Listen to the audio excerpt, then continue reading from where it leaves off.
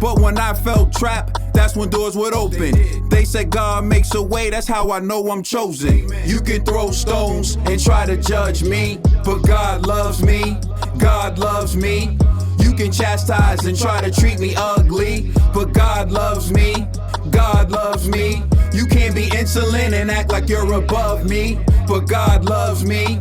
The next topic we're going to discuss on Boxing Bros is, did AJ's loss to Usyk change your opinion about him as a fighter? Some people are starting to call him a hype job again, and some people are starting to say certain things like he shouldn't take the immediate rematch.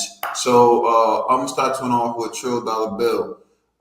Actually, I should go to G first. Let me go to G on this one. I thought you were going to go with Ned first, but all right. Listen, I'm be honest. Y'all may call me a Wilder fan, all this stuff, but I'm not gonna discredit AJ's performance. I'm literally saying, Usyk is just a different breed of heavyweight. Like the stuff that he was doing in that ring. I don't know if AJ can make all of those necessary adjustments for a few reasons. Usyk is a southpaw, and there's not too many southpaw heavyweights out here for him to be like training with.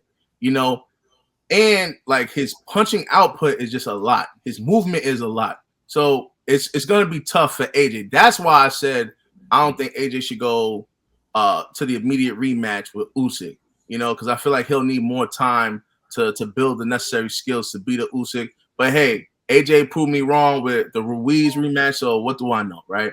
I'm no clue G. But it didn't change my view of AJ, but I don't know. I always had the same view of AJ anyways. You know what I mean? But I just felt like the only thing I thought was AJ was just going to run through this dude. And obviously I'm wrong. You know what I'm saying? So I guess that's the one thing that I've changed. So then now moving forward, though, I really do hope that AJ embraces his big boy status and just goes for the kill. But I'm not going to knock this dude for his performance against Usyk. Usyk just brought different skills that we haven't seen in the heavyweight division that would have been difficult for any heavyweight star, whether it be Wilder, Fury, Chisora, not Chisora, White, anybody, So, yeah, man. But AJ, man. What happened to the soup? Oh, no, we eating fish and chips and jollof, man. Yo, listen, no more Ukrainian soup, man. Yo, man, salute to Boxing Bros Ukraine, man. Y'all got a champ for real. So, yeah, it is what it is. All right, Trill Dollar Bill. Did AJ's loss to Usyk change your opinion about him as a fighter? No, not at all.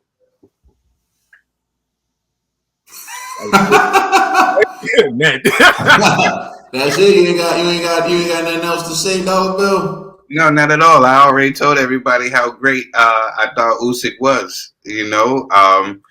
AJ is a phenomenal heavyweight.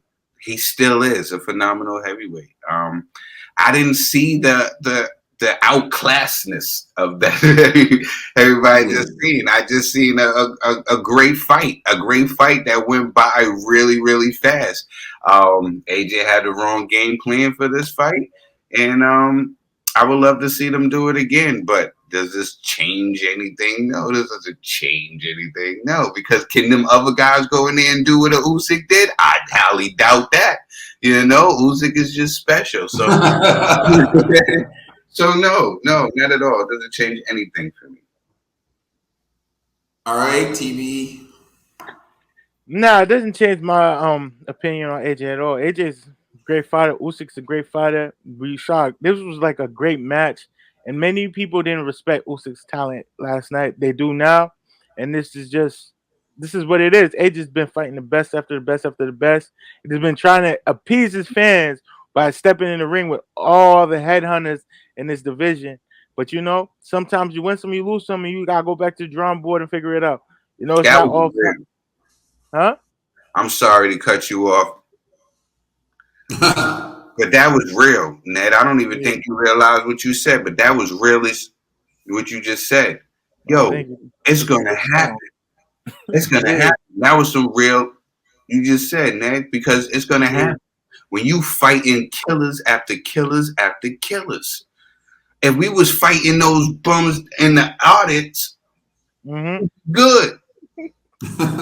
You know what I'm saying? Yeah. If we was fighting those other French fries that Fury, we be good.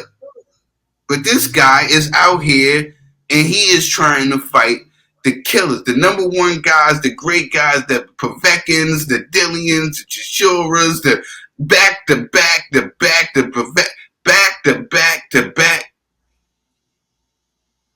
Yeah, I salute that. I salute that. Yeah. That was dope. AJ just shows his heart. He wears it on his sleeve, yo. He's not afraid to get in the ring with any of these guys. And if he lose, you know, he'll bounce back. He'll fight you again. If you lose once, he'll fight you again.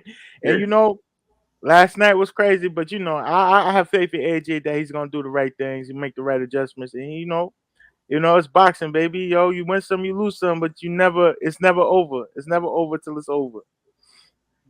Dope. That was really Yeah, so this to me is almost a joke, so I understand your reaction, Trill. But we really got to talk about this because this is really like what people do now. Like this is really what people do now. So did his loss to Usyk change my opinion of Anthony Joshua? No, it made me like him even more. This is why I like Anthony Joshua because Anthony Joshua takes the tough fights, and in those tough fights are different styles. And some of those fights stylistically are a problem for Anthony Joshua, and he still takes the fight. You look at the fighters that were just named, they all have different styles. Vladimir Klitschko, people can say whatever they want, but he was a dominant heavyweight, one of the most dominant heavyweight champions of his time. He lost to Fury, but it wasn't like Fury dominated him. Well, Fury dominated him beat him in a boring fight, but like Anthony Joshua knocked him out. And Vladimir Klitschko was like, the heavyweight division's changing. I'm done. I'm going to ride off on the sunset in this fight.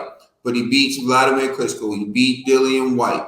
Dillian White, look at what Dillian White's doing right now. Look at the styles, though. Look at the style differences. Look at the threats that Klitschko presents stylistically. Look at the threats that Dillian White presents stylistically.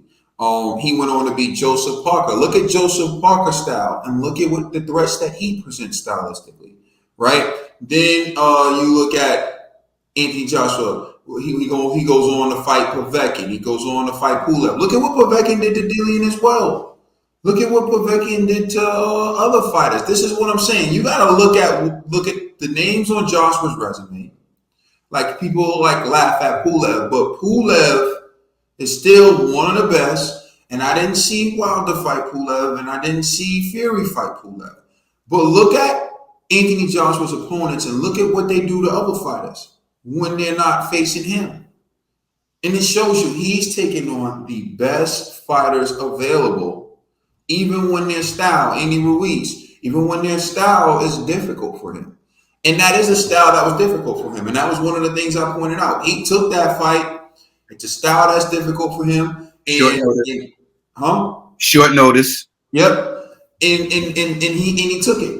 Then when you look at Usyk, it's like not only is he taking a fight with a guy who can recreate what Andy Ruiz did to him, but he has better footwork than Andy Ruiz. And this guy is more accomplished than Andy Ruiz coming into the fight. And he takes that fight. What I saw was a high caliber, high class heavyweight fight. You hear people saying that fight went by fast. That's because we're not used to seeing the punch output, the skill set, the movement, and all that between heavyweight fighters. That I haven't seen a heavyweight fight that skilled, that talented, that tactical, that high caliber in a long time. And then some people have the audacity to say to me, "Well, keep the same energy for Joshua that you had for Wilder." Who said that? I would. If Joshua got knocked out or got beat so bad that his corner threw in the towel and he was never in the fight, then I would say, yo, AJ, you got no chance in the rematch. Just step aside and let Usyk go on and fight. But that's not what I saw. I saw a close fight that Usyk pulled away with. And even on my cards, I had it 115, 113. So I gave 7 rounds to Usyk, 5 to AJ. So, and I thought Usyk pulled away from the 9th round on. That's when Usyk won the fight. That's when Usyk won the last 4 rounds. Clean sweep. That's what won him the fight on my card. So let's not act like it's the same thing. But this is where you get at. You got those people coming from the woodwork acting like what happened to Joshua is the same thing that happened to Wilder. It's not. You got people now acting like, oh, he was a hype job. Acting like Usyk didn't just put on a display of heavyweight skills we haven't seen in a long time, if not ever. Acting like the guy they root for could beat Usyk. But we're going to get into that in a little bit later. But all I'm saying is Joshua has nothing to be ashamed of. If anything, I respect that man even more because he took the risk. He takes the risk. And people who said, oh, well, he didn't have to take the risk. The WBO ordered that fight. You know what he could have done? He could have vacated the belt. He would have had 2 more. He could have said, all right, fine. I'll just be fine with my IBF and my WBA. But he said, no, I'm going to take the challenge. And that matters because if Joshua vacates that belt, Usyk's now fighting Joe Joyce in a fight for that belt, in which, G used to say that Joe Joyce will beat Usyk, but we'll find out if he sticks to that a little bit later. Nah. But wait, as a matter of fact, I think there's a bet on that fight. we can check that. I think there is. There's a bet on that fight. I think we need to reevaluate any bets prior to this. Nah, you are being held to those. Wait, Dollar Bill, don't you have a bet with G on Usyk versus Joe Joyce? Oh yeah. It was the push-up bet, but G. 25 push-ups, I'm cool. You know what I'm saying? It wasn't. It was 100. What? 475. I know for a fact I didn't agree to that. I don't agree to things I can't do. So you know what I'm saying? What are you talking about? Hayden was like, you can do it. But remember, we was like 100, and then you was like, I can't. How about send me the video where I agree to that. Then I'll honor. Bottom line is, G, you bet Trill that Joe Joyce would beat Usyk, and you're not off the hook for that. So, but if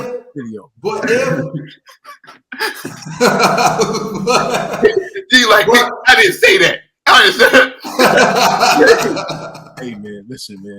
G's gonna try to scrub the internet. That video's gonna be out of the box. G gonna delete the video. What you talking about? What? You know what I'm saying?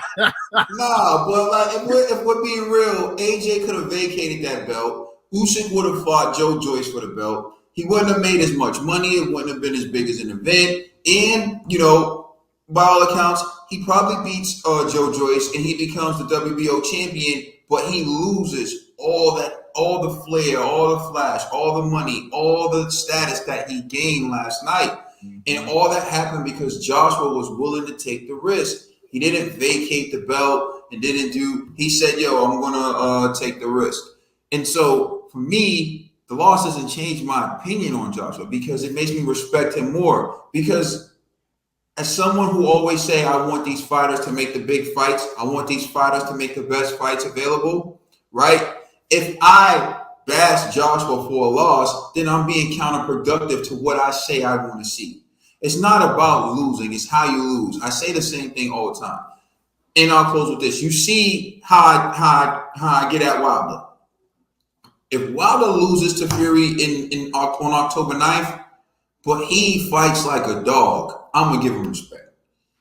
But if he gets outclassed, then I'm just coming in here and say that he was hyped job and he was hyped up. Wilder can prove a lot on October 9th. Mm-hmm. For me, it's not taking the L, it's how you lose. And that's why I've been saying to people who've been arguing with me, telling me that certain fighters ain't elite because they took a loss. If you're not elite because if you're not elite because you took a loss, then Muhammad Ali's not elite.